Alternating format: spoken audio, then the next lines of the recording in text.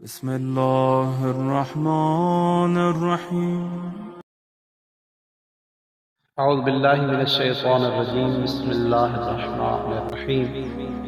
مولا امام باقر علیہ السلام ارشاد فرماتے ہیں کہ مومن بھائی کے سامنے تبسم کرنا ایک نیکی ہے، اور اسی طرح فرماتے ہیں کہ مومن بھائی کی رنج اور غم کو دور کرنا بھی ایک نیکی ہے.